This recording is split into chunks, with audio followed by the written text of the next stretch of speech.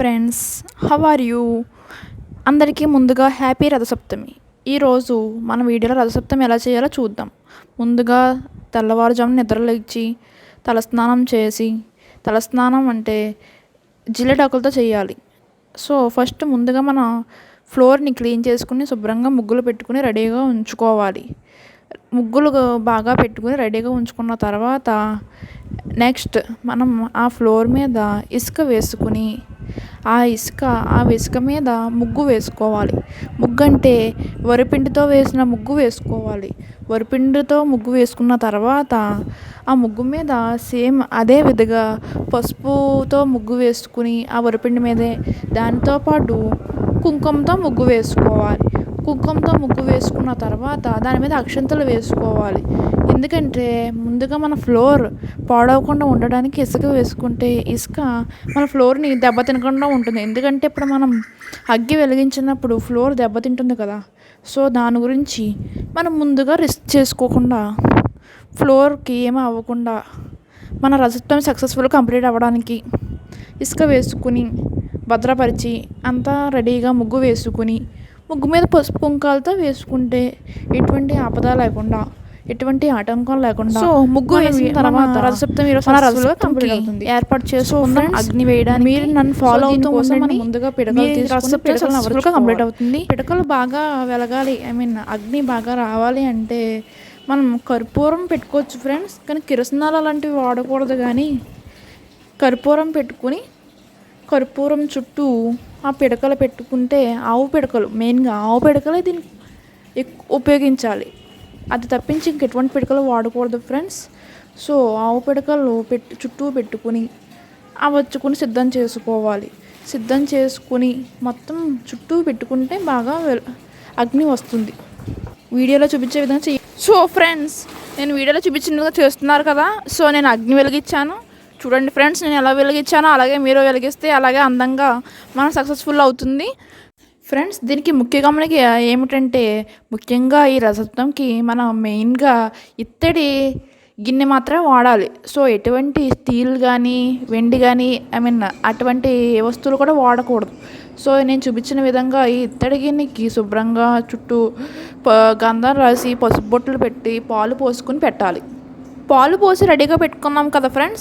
So దాన్ని ఇప్పుడు మనం పొంగించుకోవాలి. సో అది మనం పొంగే వరకు వెయిట్ చేసి వీడియోలో నేను చూపించిన విధంగా పొంగుతున్నాయి కదా ఫ్రెండ్స్. చూడండి ఫ్రెండ్స్, క్లారిటీగా మీరే చూస్తారు కదా. పొంగుతాయి.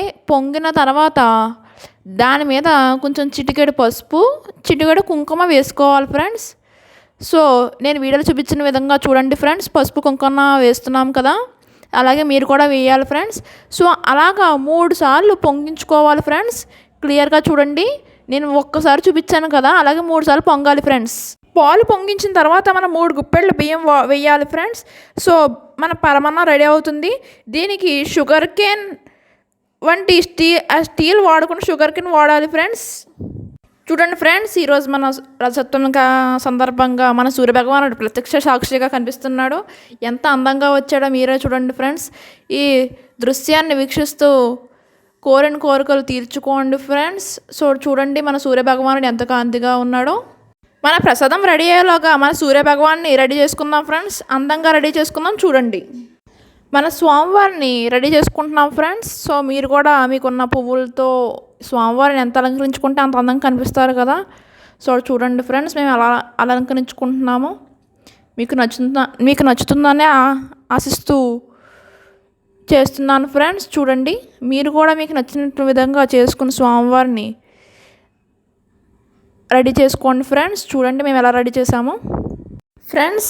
మెయిన్గా రథసప్తమి అంటేనే రథం కదా ఫ్రెండ్స్. సో మనం ఇప్పుడు రథం తయారు చేసుకుందాం ఫ్రెండ్స్. నేను చూడండి ఫ్రెండ్స్, కింద 4 చిక్కుడు కాయలు తీసుకుని పైన 4 చిక్కుడుకాయలు పెట్టి మధ్యలో మన స్టిక్స్ ఉంటాయి కదా ఫ్రెండ్స్, అది నేను అటాచ్ చేసి పెట్టాను ఫ్రెండ్స్. సో ఇలా మన రథం తయారు చేసుకోవాలి ఫ్రెండ్స్. అలానే 2 రథాలు తయారు చేసుకున్నాను ఫ్రెండ్స్. చూడండి క్లారిటీగా చిక్కుడుకాయలు తీసుకోవాలి ఫ్రెండ్స్. రథం అంటేనే చిక్కుడుకాయలతో చేయాలి ఫ్రెండ్స్. సో కింద 4 చిక్కుడుకాయలు పెట్టుకున్నాను, పైన 4 చిక్కుడుకాయలు పెట్టుకున్నాను, మధ్యలో స్టిక్స్ పెట్టుకున్నాను ఫ్రెండ్స్. సో దాన్ని అటాచ్ చేశాను ఫ్రెండ్స్. దాన్ని ఒక రథం కింద తయారు చేశాను. సో ఫ్రెండ్స్, నేను వీడియో చూపించిన విధంగా మొత్తం రెడీ చేసుకున్నాం ఫ్రెండ్స్. చూడండి ఫ్రెండ్స్, ఎంత అందంగా స్వామివారికి కుంకుమ పసుపు పెట్టి అందంగా రెడీ చేసి దండలు కట్టి పువ్వులతో మొత్తం అలంకరించేసాం ఫ్రెండ్స్.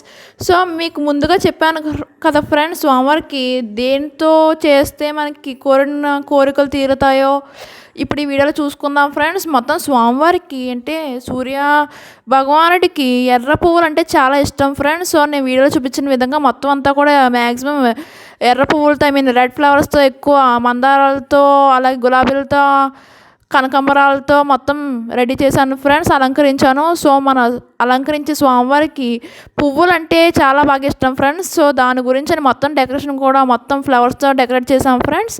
సో స్వామివారికి పూజ కూడా పూర్తి చేసాం ఫ్రెండ్స్. చూడండి ఫ్రెండ్స్ నేను ఎలా పూర్తి చేశానో అందంగా. సో స్వామివారికి ఎంత అలంకరించుకుంటే అంత మన కోరికలు ఫ్రెండ్స్. మన ప్రసాదం రెడీ చేసుకున్నాం. సో ఆ ప్రసాదం పెట్టి స్వామివారి సమర్పించి మన పూజను పూర్తి చేసాం ఫ్రెండ్స్. సో ఇదే మన అవుట్ఫిట్ ఫ్రెండ్స్. సో చూసాం కదా ఫ్రెండ్స్ ఎంత బాగా వచ్చిందో, మీకు నచ్చిందని ఆశిస్తున్నాను. So finally the end. నా వీడియో చూసారు కదా ఫ్రెండ్స్, మీకు నచ్చినట్లయితే నా వీడియోకి ఒక లైక్ చేయండి, సబ్స్క్రైబ్ చేసుకోండి మరిన్ని అప్డేట్స్ కోసం. Thank you friends, thank you for watching. Like చేయడం మర్చిపోవద్దు, సబ్స్క్రైబ్ చేసుకోండి friends. Once again thank you, the end. Once again happy Ratha Saptami.